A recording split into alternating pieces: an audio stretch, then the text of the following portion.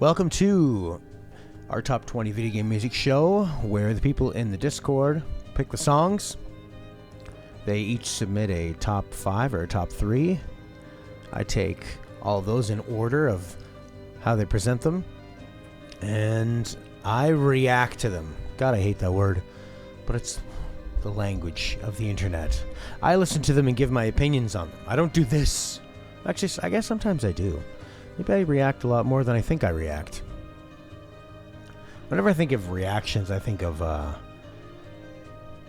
when I'm looking for like comedy clips. Yeah, I respond. I retaliate. I react. I interact.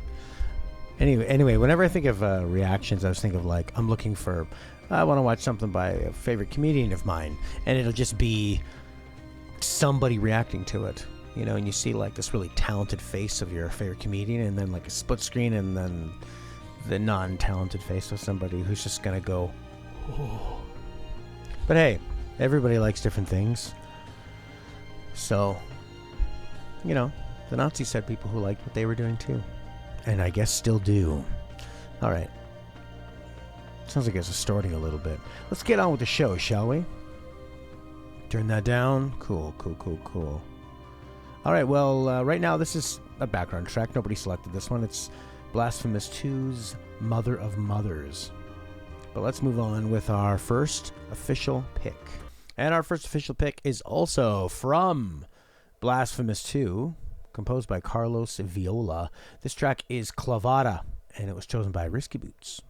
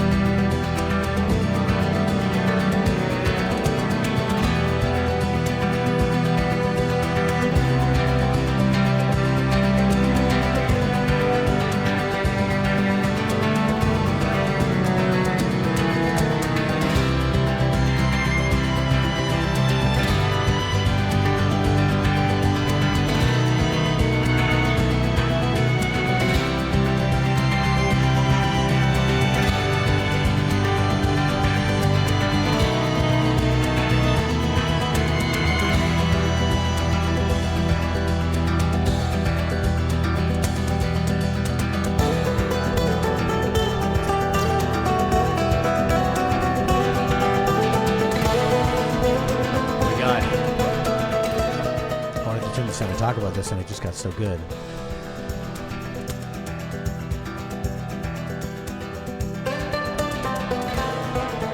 Good lord, very nice.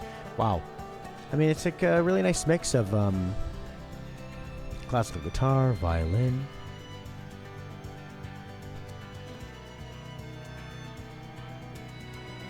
just like really light percussion. Yeah, the acoustic guitar does provide a lot of the percussion, like Rudy's saying. Really reverby on the percussion, too.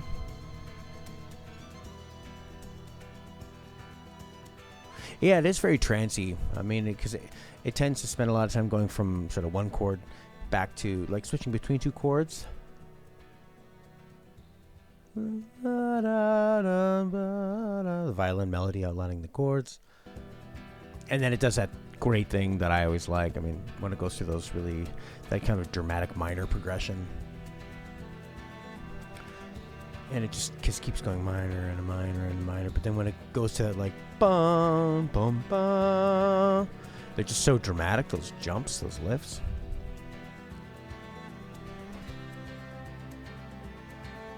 You know, and this, it does have a romance to it. It's, there's like a sadness to it. I love how low that violin is. Maybe it's a viola. Especially how the melody goes down. You know, it starts off really strong. Well, this is the third time, so it's continuing on. But the first couple times, like, it's almost like it's trying and then kind of failing. And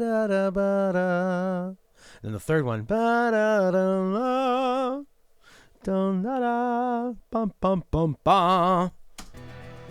super powerful.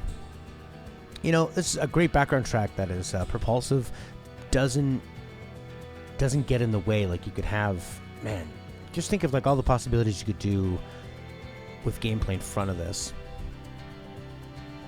Just, I mean, I could really see this building the intensity in sort of the last section of a level, or the last section of a game, or, you know, a character just had a big discovery, or maybe like a climactic battle, you know, maybe like this thing falling down, finding out that the villain was your former friend and destroying them in a wonderful romantic little battle.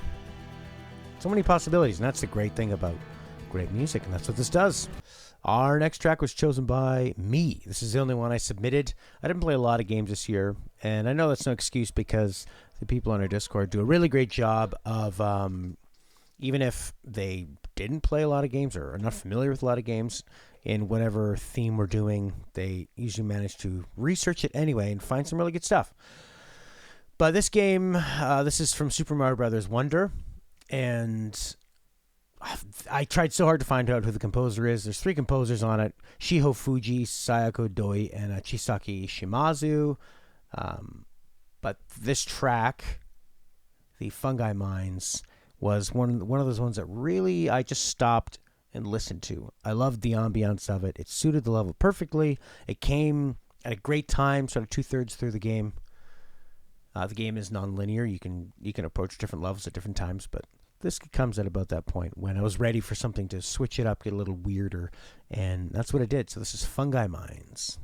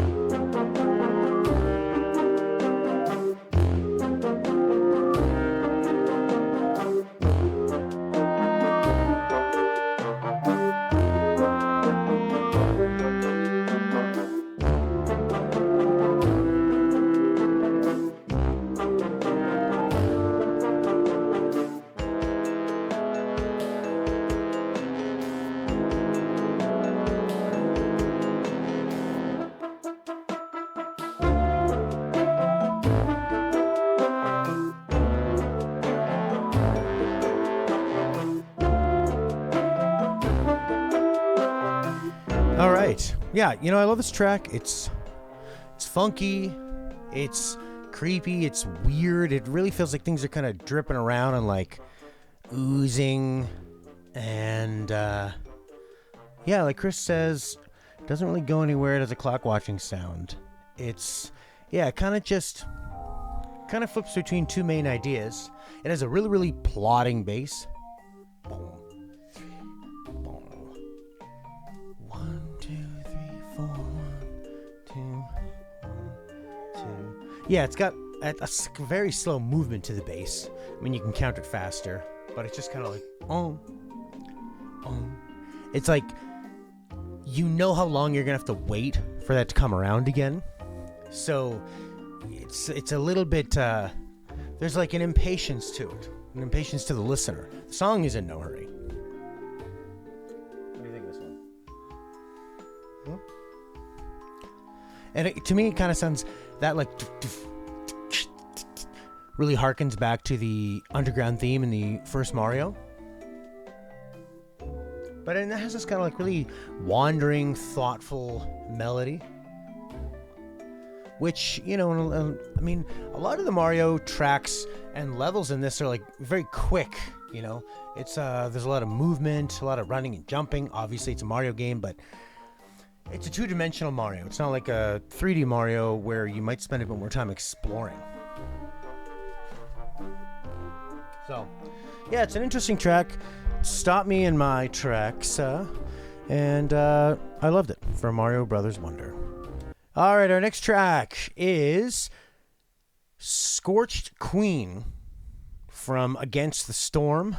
This is composed by Mikolai Kurpios and chosen by Chris.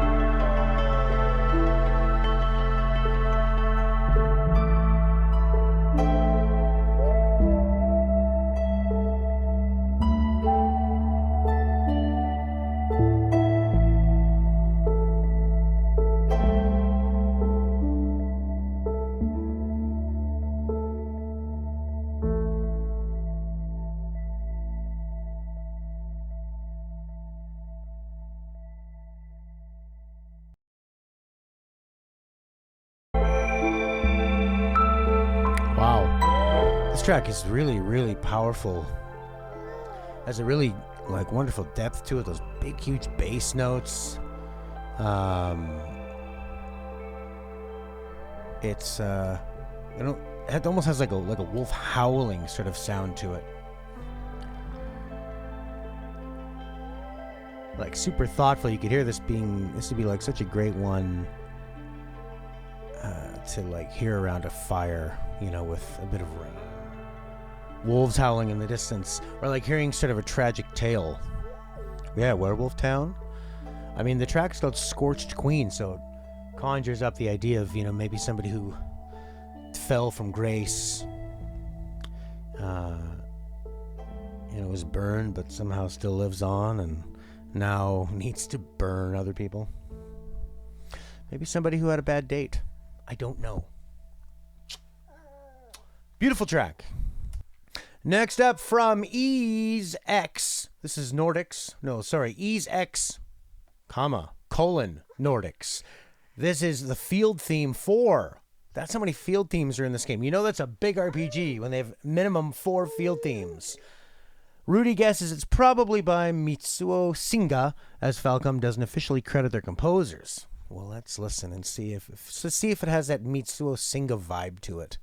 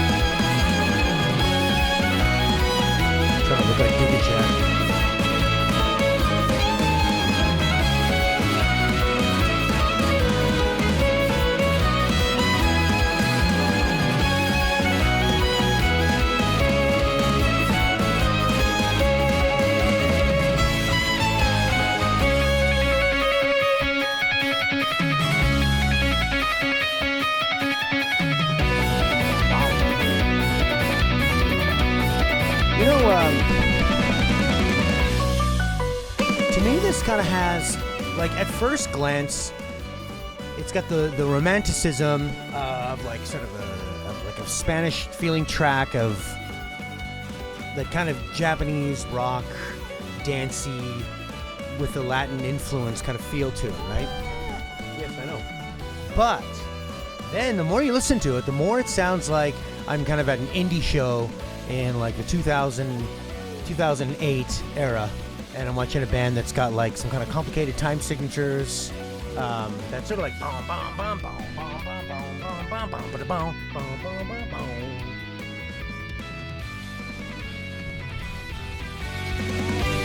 Yeah, I know. Not so much this part with the violin.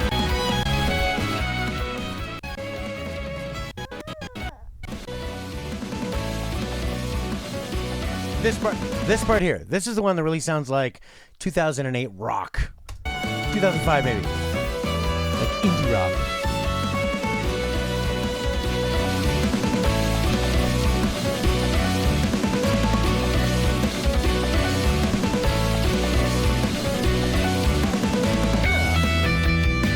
That's pretty cool. Reminds me of my youth, watching shows and playing with bands like that. Where just like the drum rhythm is the whole riff. Pretty cool stuff. Our next one is from Super Mario Bros. Wonder, our second Mario Bros. Wonder track of the day. This is the Airship theme.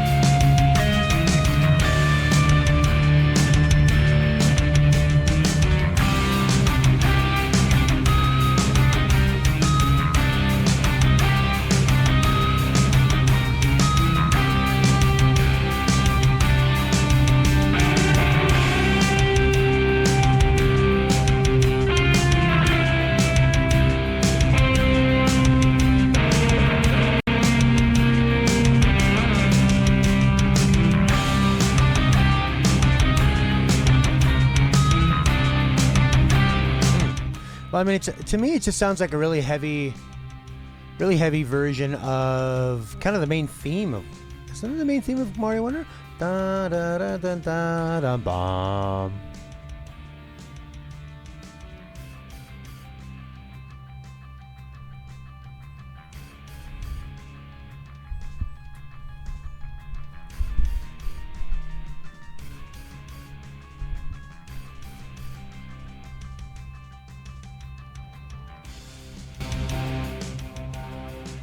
Got a nice, I mean, you know, it's heavy. It's got that, like a great kind of metal groove and even like the metal sound too.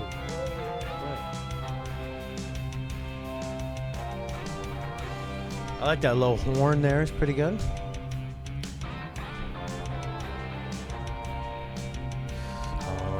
But yeah, to me it sounds like the main theme from Mario 1. Bum bum bum bum ba da ba dum bum. Bum ba bum bum. But it could be from something else. The castle theme is more jazz metal. Well, lucky for you, we have that coming up. All right, next up from Pizza Tower. That's right. This track is called Pumpin' Hot Stuff. Mr. Sauce Man. Steam. It's on Steam. I guess it was composed by Mr. Sauce Man. Chosen by Chiptune Brony. This is Chiptune Brony's first pick. This is Chiptune Brony's favorite track of 2023.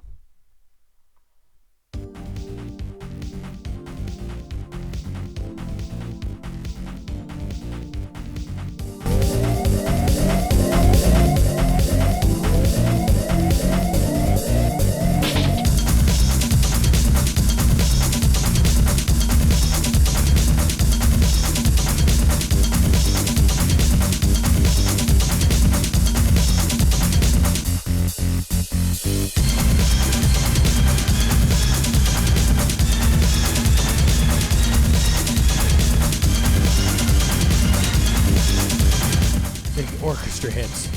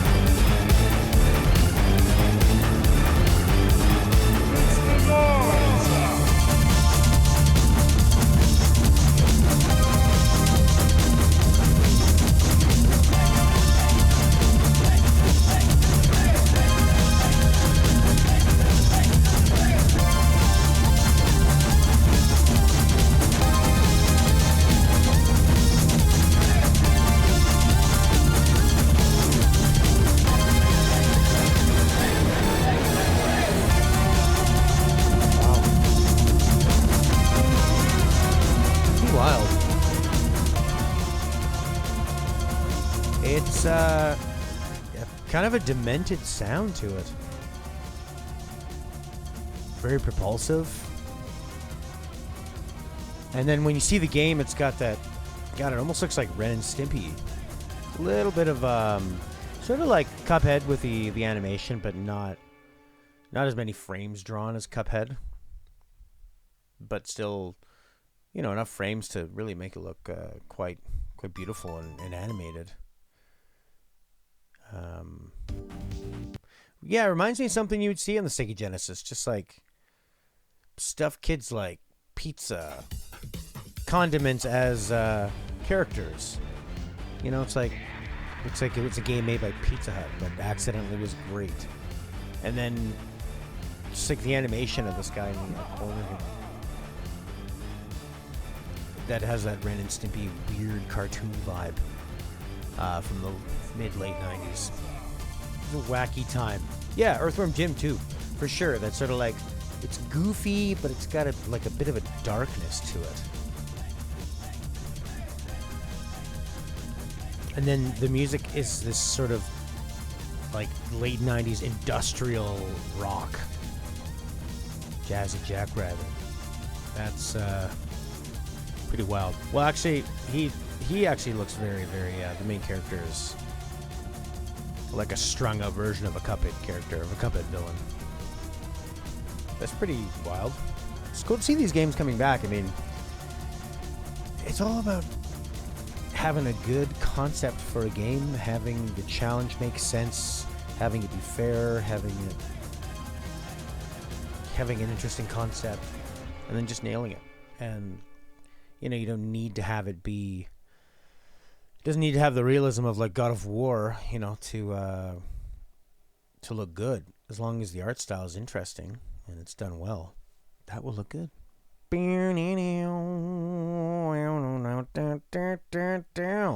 All right, next up from Sea of Stars, a lot more serious, but still another retro throwback. This is Coral Cascades, composed by Yasunori Mitsuda, chosen by Chiptune Brony again.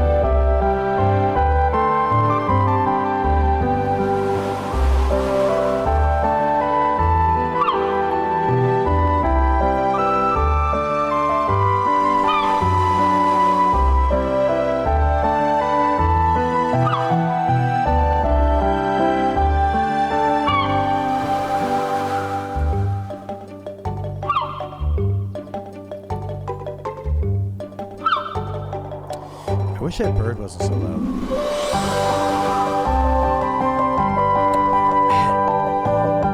That opening bit is so fucking lush, but it does remind me of something, actually. I mean, to me, it sounds a little bit like the progression and melody of the... What's that track? It's like... Boom, boom, bum, bum, boom, ba, boom, bum, bum, boom, ba.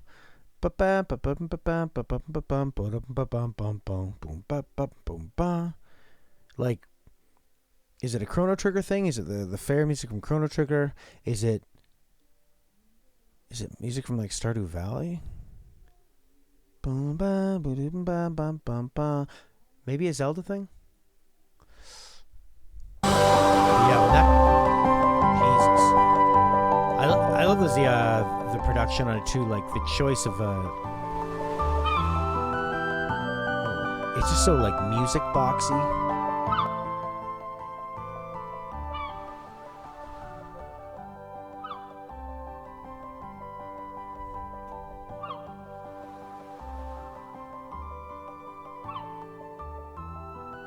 Millennial Fair. Okay, we have to find it out. It's gonna drive me crazy. There you go. There's the original Millennial Fair.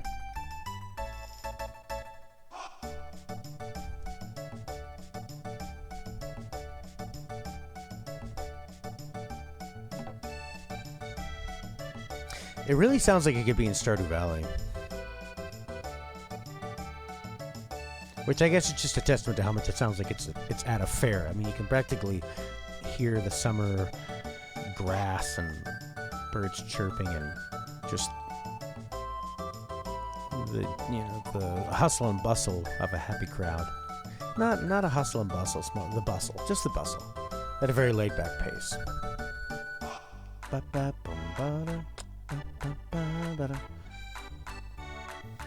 This part sounds very Zelda. A little more grounded than Zelda. Zelda's usually got a little bit of a quirkiness, and also Koji Kondo tends to not have any extra notes. His stuff is very, very focused. He trims everything off of it. Oh my god, how fucking gorgeous is this? Like, you could have saved this for a nighttime sequence or like a nostalgia part or anything else, and they put this in as a little, maybe like a little middle eight or a bridge just to kind of calm down as a turnaround. Just used as a turnaround. Completely unnecessary. Could have been its own beautiful track on its own. Chris has said Klonoa. Alright, our next track is from Double Dragon Gaiden, Rise of the Dragons. This is the Royals Hideout Sector 1, composed by Armon Aspromonte. Oh, those trills sound very, who's the guy that is Silver Surfer?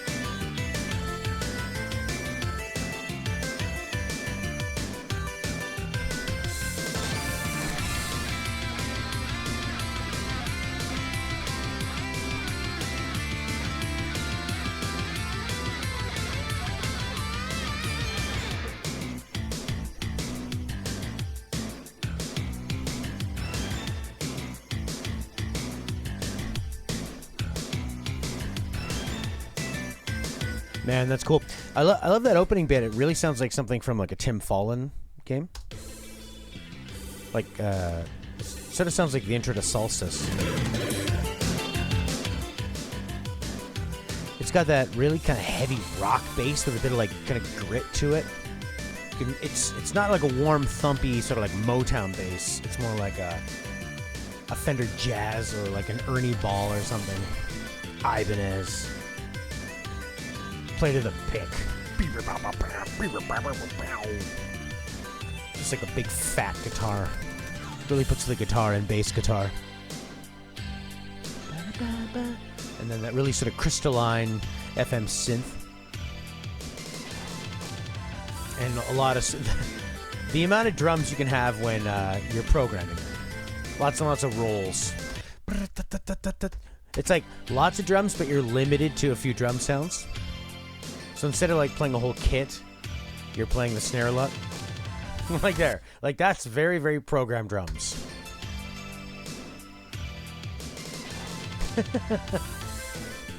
It's like if you're playing on a rock kit, you would probably go boom, boom, boom, boom, boom, boom. You'd like hit a bunch of toms, you'd throw snares in there. But if you're playing on an FM synth drum kit, it's like, well, I have a kick sound and a snare sound, and these are I have a few sounds that sound good. I'm gonna use them.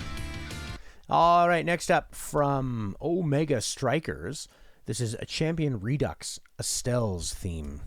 I'm assuming that's Estelle, composed by Funk Fiction.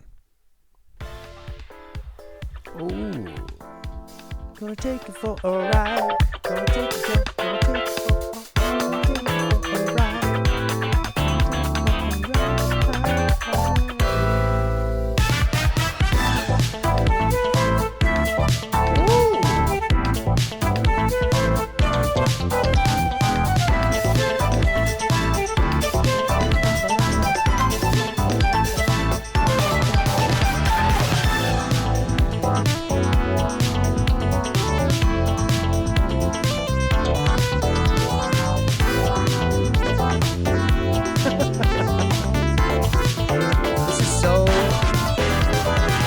This is like really played by a funk band because they're trying to give you that face of like, bum, bra, and the last note you're really not expecting. It's so funky, that last note. Bum, bra, bra. They lead you in a direction. Look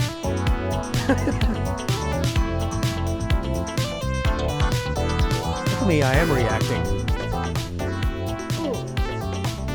I know, I'm expecting and getting what I expected. This is cool. Kind of feels like Persona 5, that funk. But Persona 5 is a bit more like glitzy glam funk. This definitely sounds like a band. More individualistic, more soloistic. There's a keyboard player, there's a bass player, a drummer. They put the strings kind of over top to help, but it's really more about... It is very disco-y funk. Who is this Estelle? And what the hell is this game? This looks like a pretty amazing multiplayer. Sort of like, oh, this is Estelle. Must be a real fan favorite.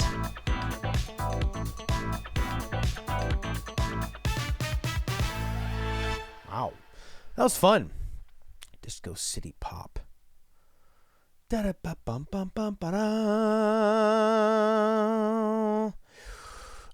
YouTube commenters noticed something. From 30 seconds to 40 seconds, I reckon, has a theme similar to your previous work 10 years ago. Titanic Tower Act 1. This work of small recycling along with new musical content is truly brilliant. That's a comment that's like, I'm really smart.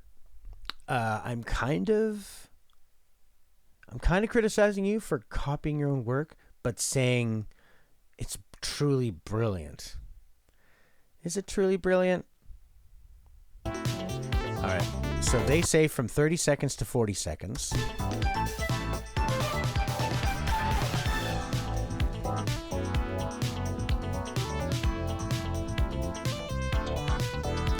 So the main melody, they're saying.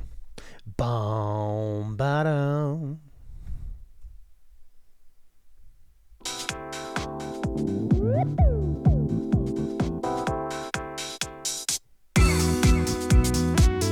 Oh yeah. Oh yeah. It's, yeah, they're quoting their own theme, for sure they are. Just, I mean, it's in a different key, but that's their little trick. All right. This is from the album Sonic Beats. Yeah, this is a little more fun, a little more groovy, a little more elegant.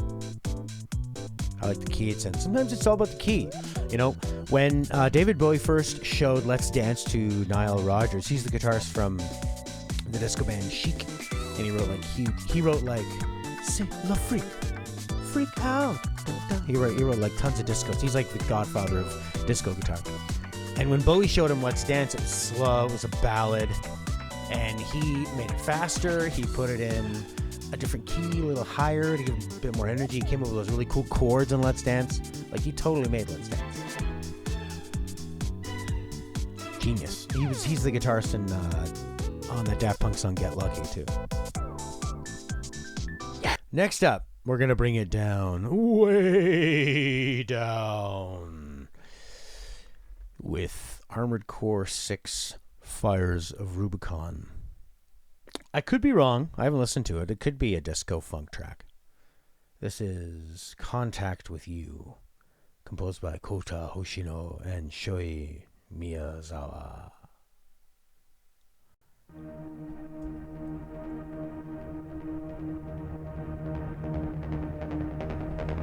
Yeah. I love that like 80s electronic synth in there. Oh, it's got a lot of grit. They're kind of like bringing a filter through it. Ooh. It's like a horror element over top of it. Yeah. Oh, this is fucking rad.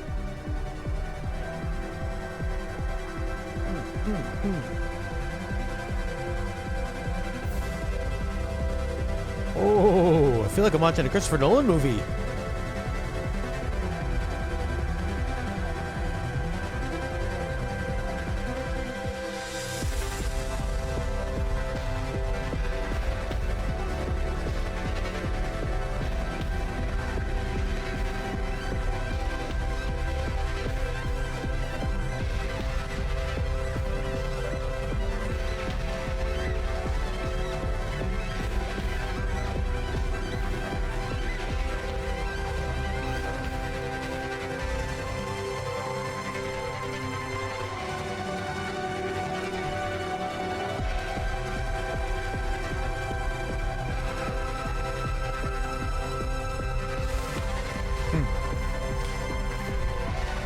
I love the way that the synths sound like the fire coming out of the armored core.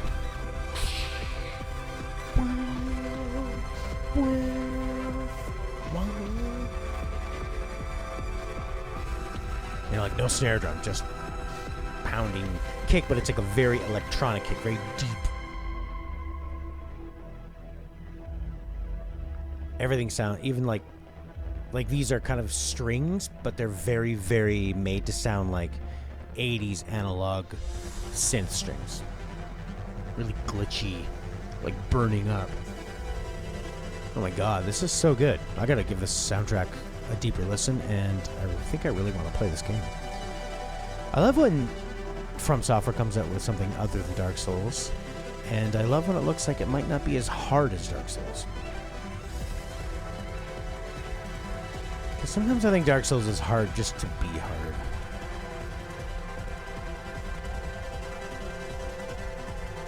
Whoa. Oh my god, it's very Hans Zimmer, where it's like simple ideas, but huge, super dramatic, a lot of rising tension.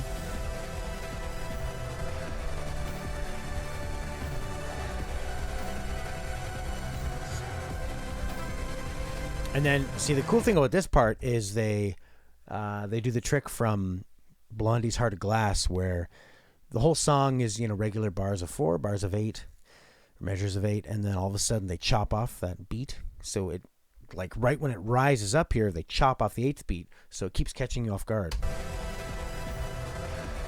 3, 4, 5, 6, 7. 1, 2, 3, 4, 5, 6, 7. 1, 2, 3, 4, 5. And actually, who knows? Maybe it was 7 the whole time, but now I'm really noticing it. This is amazing. It's probably my favorite one of the week so far. Definitely right up my alley. Add this to my favorites. And I gotta play this game.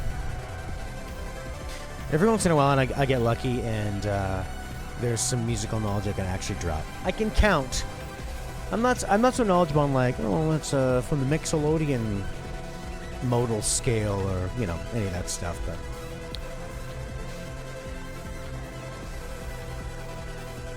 wow. I love this.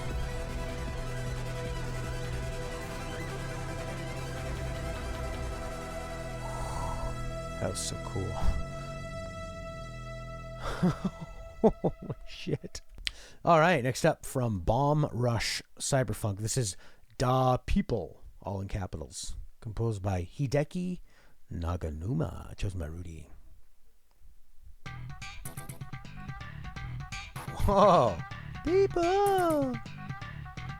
Keep on peopling. Out of your mind. Wipe out of your mind. The questions of technology. Wipe out of your mind. Wipe out of your mind. Wipe out of your mind. The questions of the people.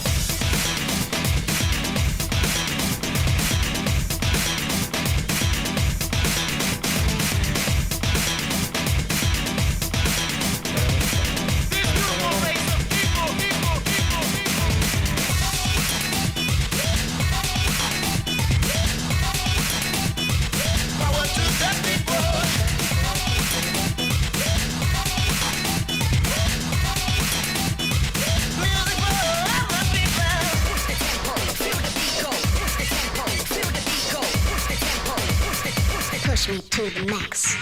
Wipe out of your mind. Wipe out of your mind. Wipe out of your mind.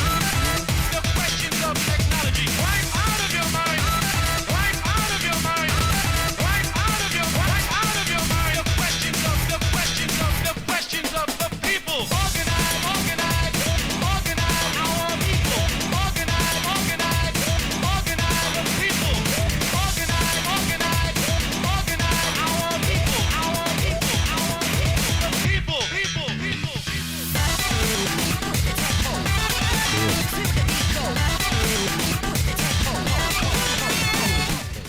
Wow. So this is like obviously some kind of a throwback to Jet Set Radio, Jet Grind Radio. I mean, the same kind of colors, same sort of font. But that opening bass line is very, very like the Red Hot Chili Peppers cover of Higher Ground.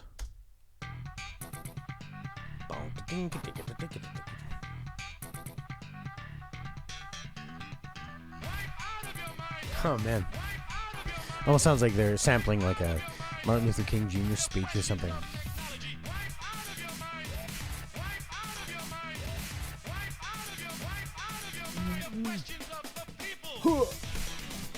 All right, this is going to be probably less funky. This is from Final Fantasy 16. 16 Bells, composed by Masayoshi Soken. From what I was reading about this soundtrack online, it seems like quite divisive. A lot of people calling it one of the blander Final Fantasy tracks, more orchestrated than usual. Well, not than usual, more, I don't know, just kind of lacking like those themes that jump out and hit you. So I'm very, very curious to hear this battle theme. This is 16 Bells. This is, I guess, one of the main battle themes. I didn't get that far in Final Fantasy 16, but now I get to hear it, so let's listen. Definitely sounds like a battle theme.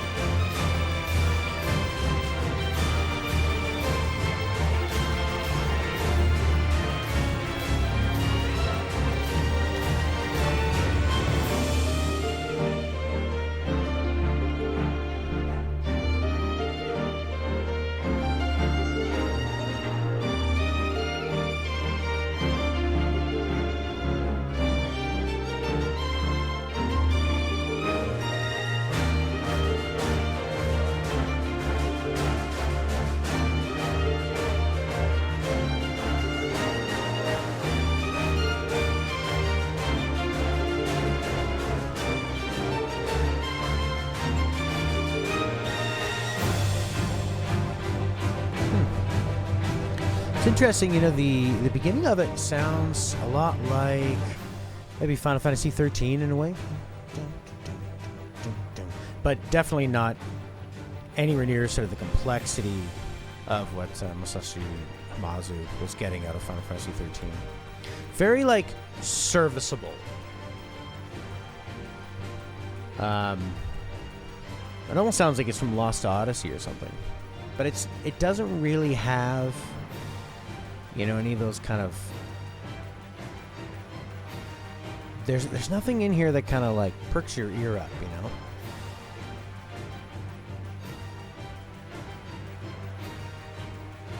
It's just like very basic. It's, you know, it's like pretty. Well, that's something a little different.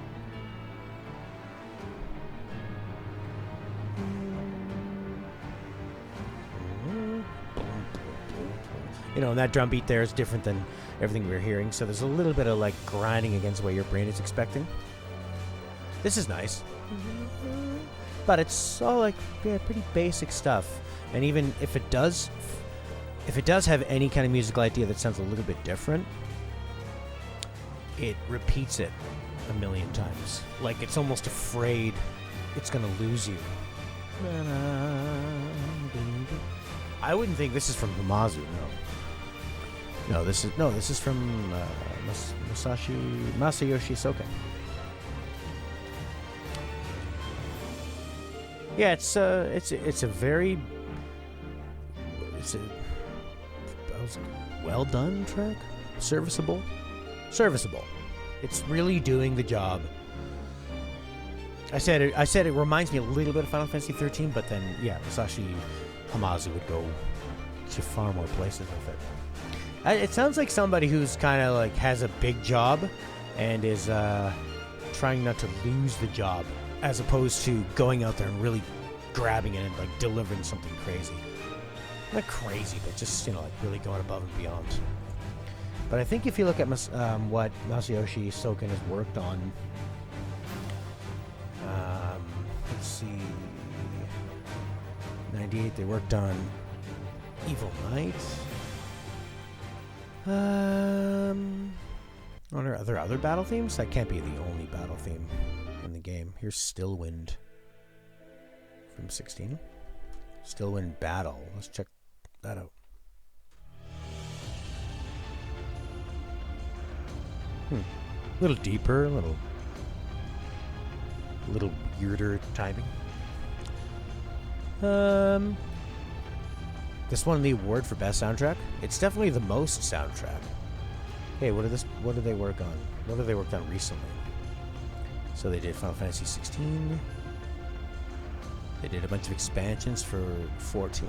Lots of them. They did the whole soundtrack for Final Fantasy 14.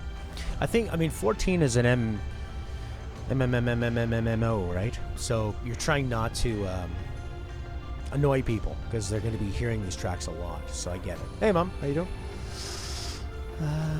So that could be why he's doing the style, but you know, I think Elder Scrolls and Jeremy Soule managed to soundtrack very long, drawn-out RPGs in a way that's still a little more interesting.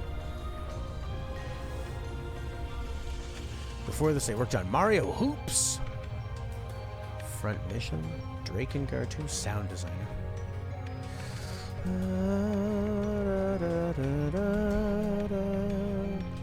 Cool.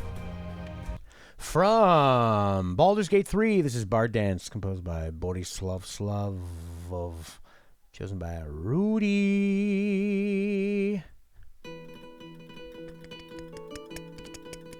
Oh yeah, shred that thingy.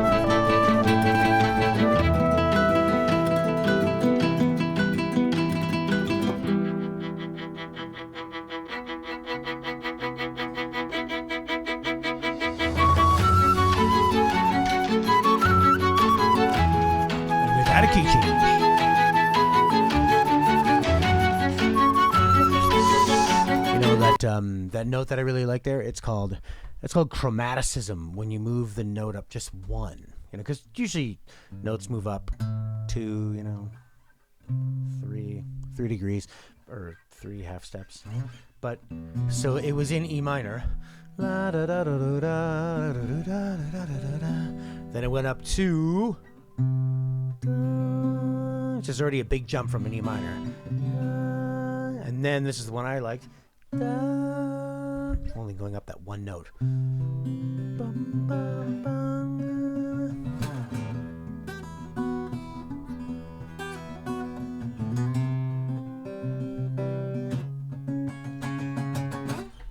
Yeah, dramatic.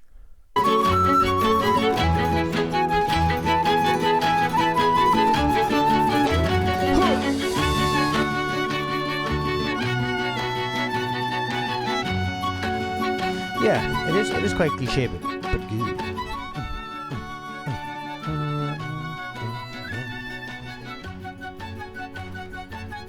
What a clever bard. Oof, that was powerful. Our next one is also from Baldur's Gate 3. This is Harpy's Song, also composed by Borislav Slavov. Let's check it out.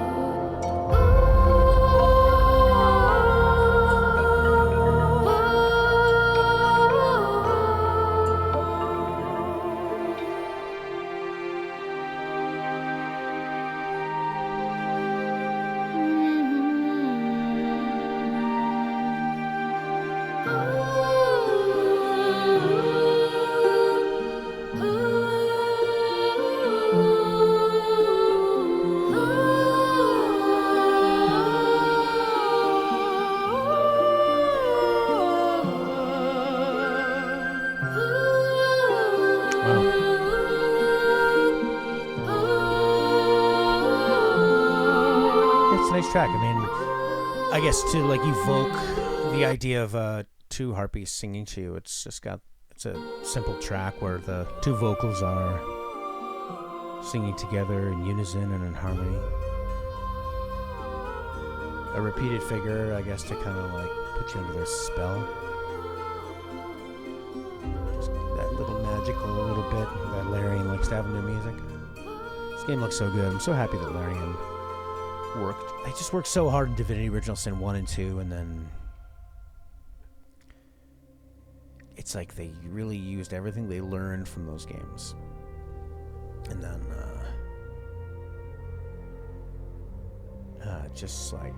and then had a big franchise like Baldur's Gate. It was just the perfect timing. They really were like just the kings of their craft right when they got Baldur's Gate 3. And pretty amazing. I'm so pumped to play this.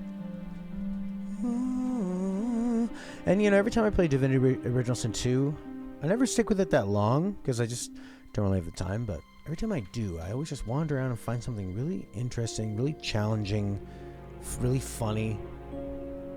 That actually, we did a ranking of CRPG games, me and Ed, Ink of the Dragon, and because he's really into CRPGs, and a lot of the comments were like made me think that Divinity Original Sin 1 and 2 they're quite divisive because of how kind of goofy they can be, and it's, I guess, it's sort of like a serious genre. Anyways, moving on. We've got another track from Blasphemous 2, composed by Carlos Viola. This is Corona de Siete Azahares, pronounced probably a lot differently than how I pronounced it.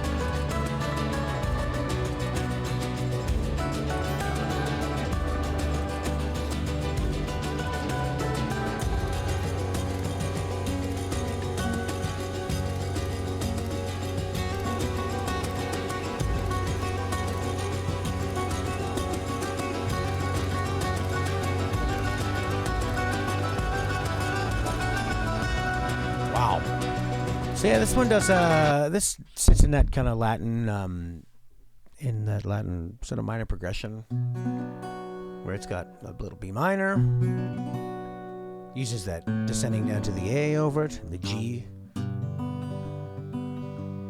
the A, back to the B minor, and then for extra drama to the 5.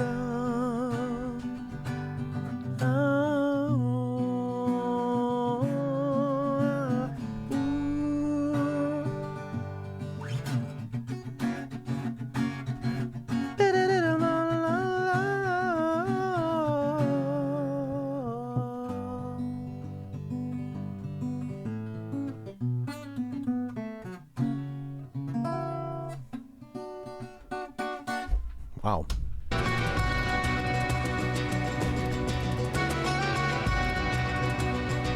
They're like perfect use of reverb too. Whoa, and like real Spanish guitar players too, like real flamenco, and like using some effects to get it all kind of crunchy and distorted.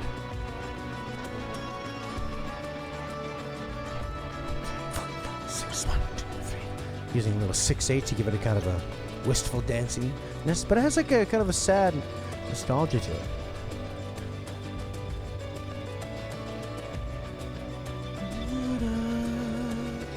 Beautiful.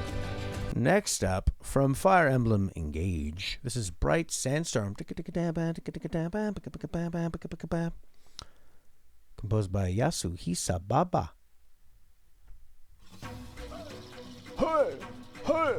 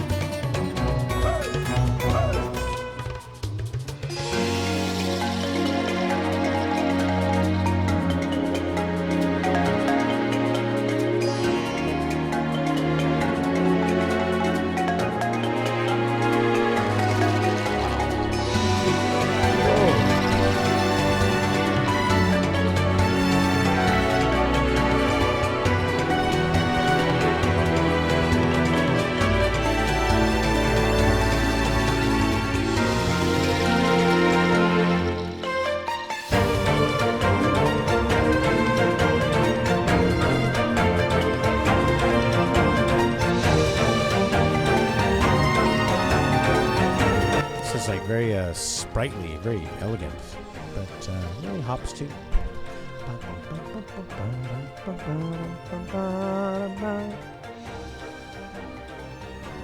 In this game, a bunch of Japanese body pillows come to life. We're not just gonna live on someone's bed anymore. We're gonna live out here in the fantasy world. Yes, I miss my bed, but I must get going. It'll be alright. You can cuddle with us. After all, we are from the body pillows. It's what we're born to do. But we can become more. Shouldn't we?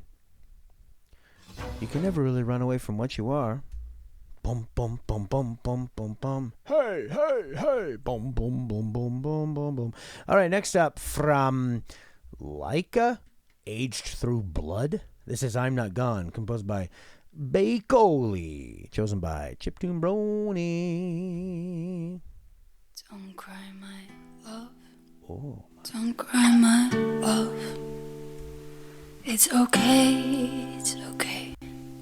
I'm not gone. Don't cry, my love. Don't cry, my love. It's okay, it's okay. I'm not gone. I'm in the flowers, I'm in the trees, I'm in the same air you breathe. I'm in the fire, I'm in your bones, I'm in the fingertips of lovers. I don't know. I'm in the water, I'm in the moon, I'm in the light someone told you were true.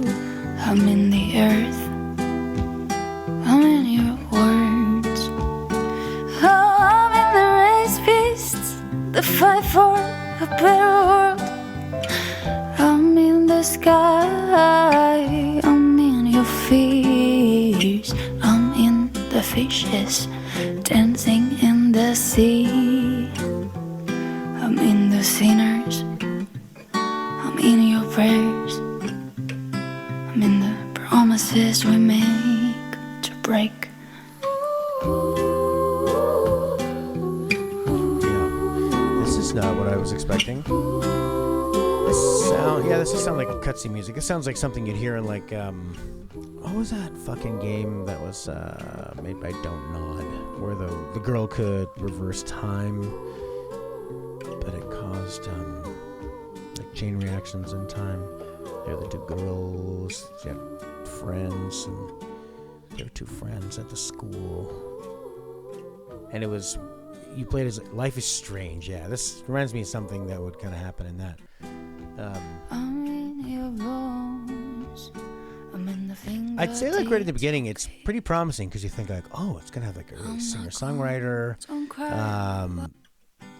intimate. Don't cry, love. But I wish it would change the chord progression at some point. It's the same chord progression the whole way through. I could have used one other chord, you know, or like. Or I don't know, more like intelligible lyrics or something that would kind of. Maybe I'm not listening to the lyrics close enough. Because if you're just gonna have the same meditative chord progression, something else needs to come to the forefront. And you know, this is you just know that when the girl's singing this. You ever notice how singers now they wince when they sing? They're like, they look like they're in serious pain.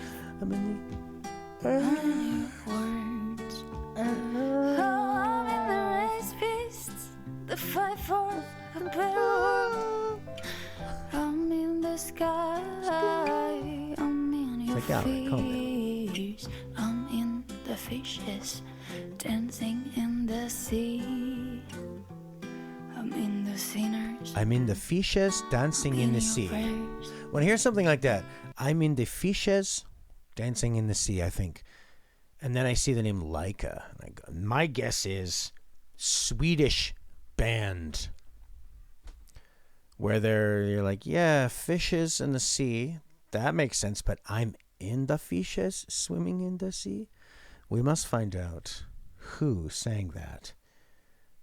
Beikoli. Who is that? I'm in the fishes dancing in the sea. Are you now? Beikoli, singer. From where? I'm in the fishes. I'm in the sea. On X. I used to be on Twitter all the time, and then Elon Musk bought it, and it just got fucking shitty. I used to really enjoy it. Now I kind of miss out on a lot of stuff. A lot of news. That's where I got a lot of my news. Where are they from? I'm in the fishes. Next up, we have another double. Also from Pizza Tower. This is Tombstone, Arizona, in brackets, Waste Yard. And it was composed by Mr. Sauceman. Chose my Rudy.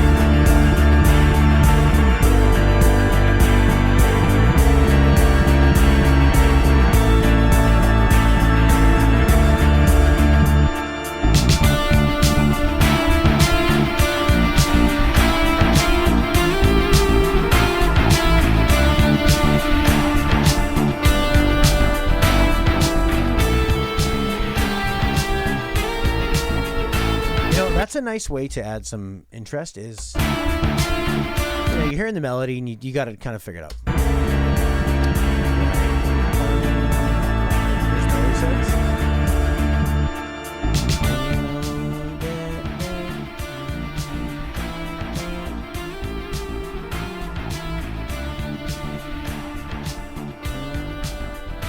and it does the same melody there. So it does a bam, bam, bam, bam, bam, bam, bam, bam, bam, bam, bam, bam, bam, bam. But then the bass note is different. The chordal note underneath it. It just gives a little bit of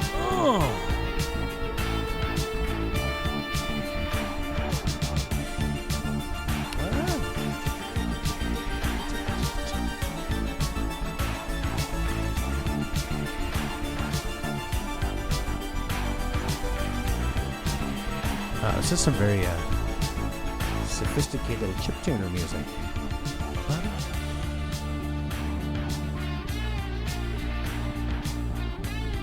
There's something about like a guitar solo,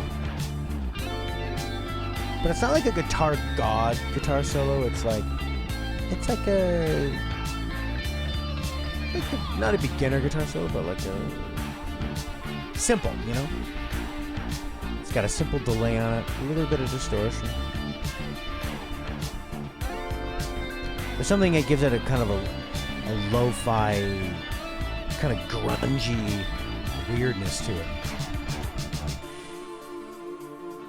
And then the background is very Halloween, spooky, haunted house.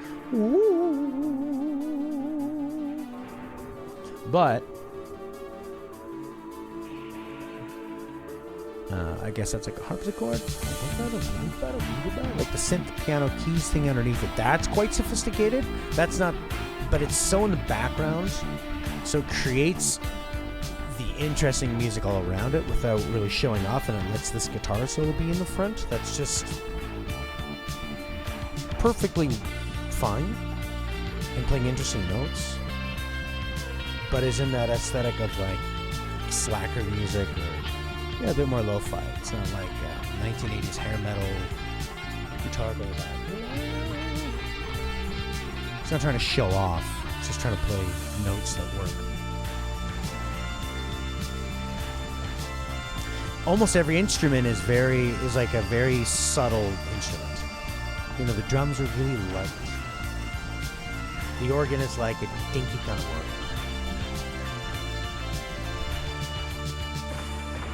Nothing is big. And then there's some church bells and rain sounds. Really cool.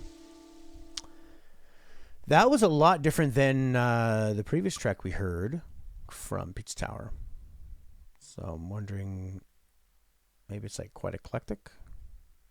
Or, you know, similar like back then, you know, on the Super Nintendo, Sega Genesis, you could have really, really wildly different music from track to track in terms of like the genre. You know, it could be like rock and then polka or bossa nova. It could be really intense. It could be really chill. But because you had the same sounds for all the different music, especially on the Genesis, whereas the Super Nintendo could introduce different samples and stuff, the compression of the Super Nintendo made everything sound similar. But the Sega Genesis was really limited where, I mean, most of the games, they all kind of sound the same in terms of their instruments. So you could play stuff that was completely different and in musical style, but because the instruments were so similar, there wasn't a lot of variety. It let you get away with that. It was a cohesion. It really kept it all together. Exactly. Yeah, it uses the same sound fonts. So I guess that's what they're going for, is that you could be really different. But this is still using a lot of modern conveniences of letting you have, you know, a real guitar on there. Or at least something that really sounds like a real guitar. And a lot of different instruments that sound quite realistic. Pretty cool though. There's a lot of thought and a lot of love put into this. By Mr. Sauceman. When you fucking see a game called Pizza Tower and it looks this wacky and the composer is Mr. Sauceman. Also, having Mr. and then man in the name too. Mr. Sauceman. The Mr. denotes that it's a man. Sauce. Unless it's Mr. Sauceman. That old joke. We've got time for 2 more tracks. This is from Sea of Stars The Dance of 1,000 Suns, composed by Eric W. Brown. From what I remember previewing these tracks, I think this one is really special, so let's check it out. Oh, I think we've had this one on the show before. Just like, get on your airship. It's time to save the world. Save your friends.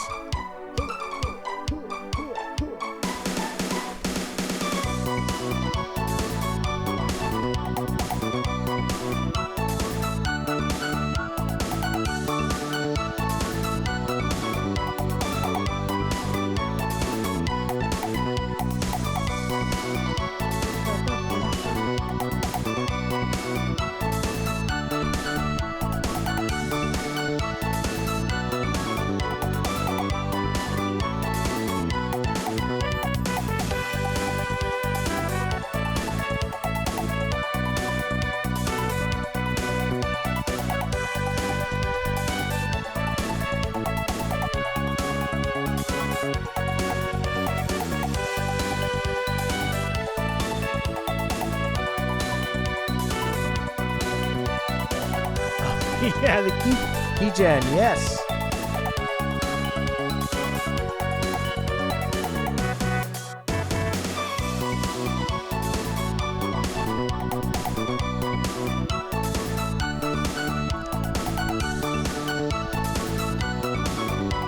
And it's like, what is it that makes it sound like keygen music? I think it's the keygen music was usually pretty fast. It was like kind of dancey, but almost too fast to be dancey. It was very excited. It was always done with these MIDI type instruments and kind of like farty sounds like that, like a lead synthy trumpet that's a bit farty, and very very synthy stuff, but like high. Everything kind of sounded like it was pitched higher than you would think, or like it was a track that would be slower and lower but sped up in a way. Like the way Eulalia used to listen to music. Well, he still does listen to it. If you're familiar with old Eulalia. Where he would go, I'd listen to this track at 1.6 times speed consecutively for 40 hours. It's my third longest time I've spent listening to a song. But again, it sounds very JRPG, like we're about to go save our friends. That kick drum set in the tempo, really cheery, heroic type melody. And again, what's it in? Yeah, really pizzicato. And again, it's in B minor, like a lot of the ones we've heard today.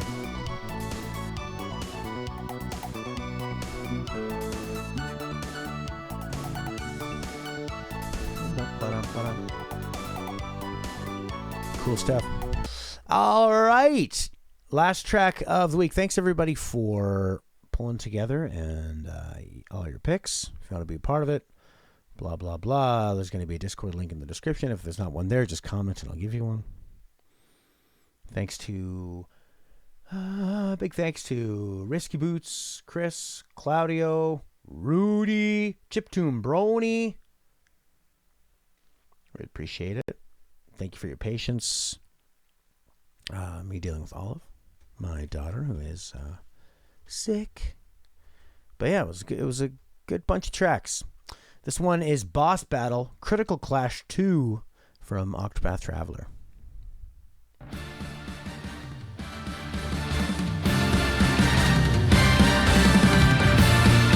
Yeah.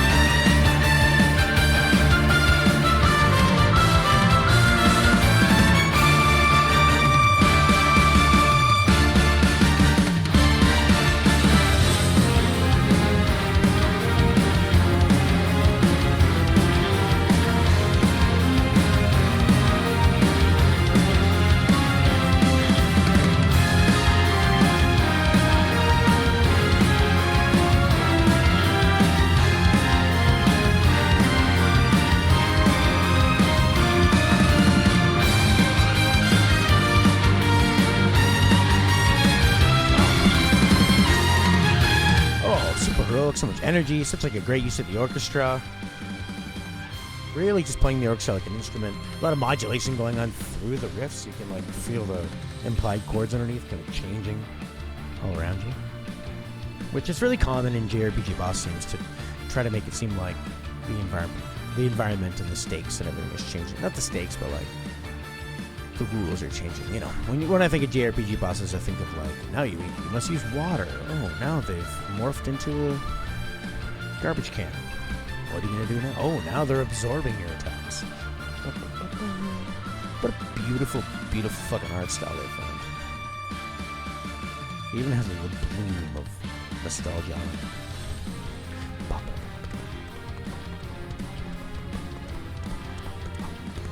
Octopath Traveler 2 put out way back in February 24th.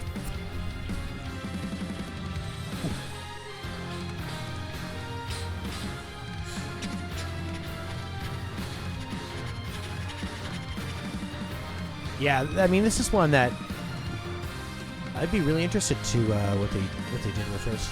Octopath Traveler, I love the visual style, but I was like, I really want to play 8 different stories. And then I gave it a go, and it was pretty interesting actually to start. But I could see myself going back to this one, seeing what they improved, see what they learned from, see how they maybe streamlined it, see what they expanded.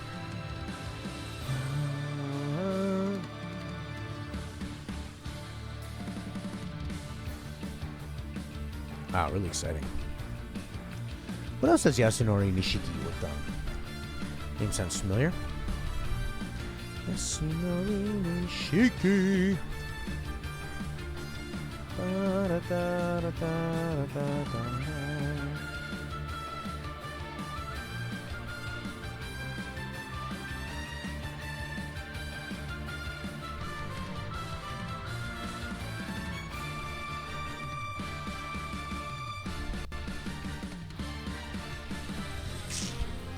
They did Octopath Traveler 1, Yu-Gi-Oh!, Goran Blue Fantasy.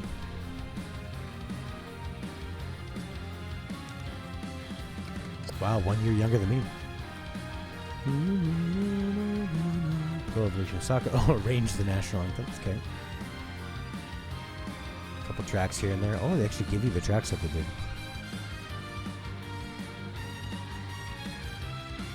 It looks like they've sort of been like a staff worker for the longest time, like doing arrangements, working on synthesizer, working with other people. Just a bunch of like very Japanese games. And then, wow, worked on Final Fantasy VII Remake. Now apparently they're a free agent. Cool. Wow, this is really nice. This is sort of like the coming up party, this one.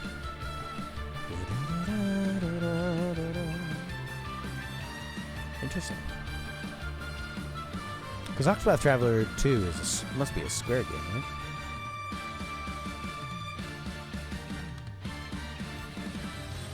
So, that seemed, yeah, I'm working at Kingdom Hearts, so he must have been a Square employee for a long time. Alright.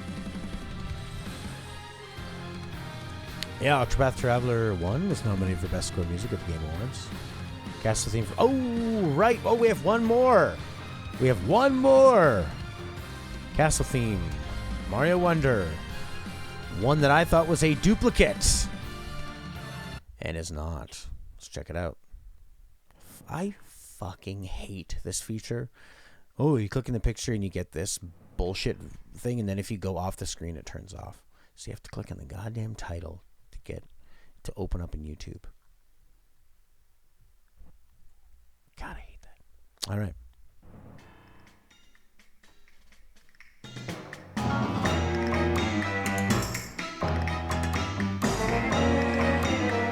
Interesting. Not this one? All right. Go to Discord and find the one. All right. Castle Bowser theme. Don't click the picture. Click the title. Oh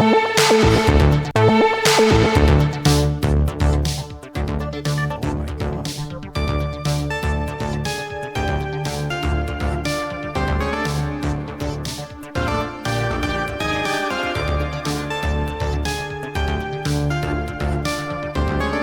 crazy. It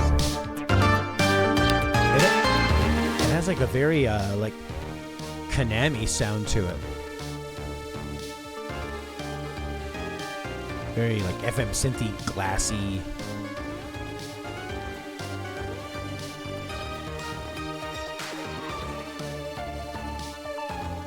I love how they use that synth bass.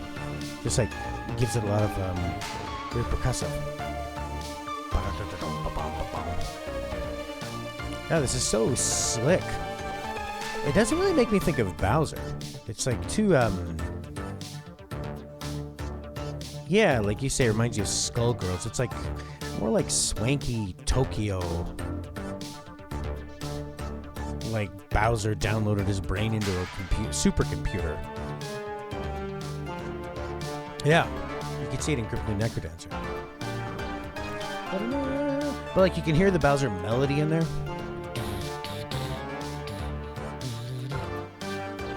But it's just so strangely techno-drony.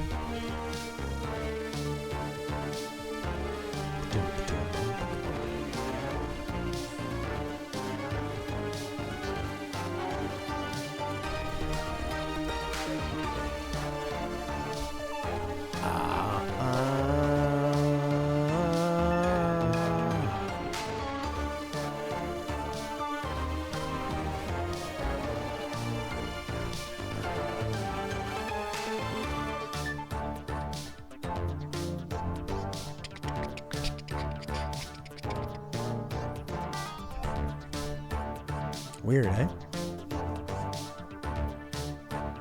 Why did I think it sounded like Konami? It almost kind of sounded like something from Ninja Turtles at first.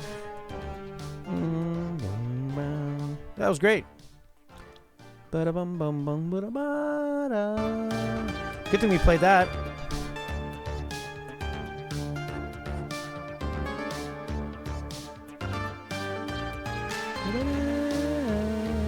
Thanks, Rudy. Thank you, Rudy, for being patient. Thank you for pointing out that there were two different Mario Wonder themes. The Airship theme and this one that people nominated. All right, well, that's a wrap. I'll see you guys on the Discord. I'll upload a higher res version of this, edited. Yeah, it's very factory-like. But, you know, it kind of matches, like, the conveyor belt feel of the level. Where you're getting pushed along. It's so... It just doesn't sound... Bowser's so big and wide. I guess he can have a theme that's different than his castle. I like it. It just was very, really unexpected. But the melody's there. It was like big drastic changes. All right. I'll see you next time. Thanks, everybody. Bye.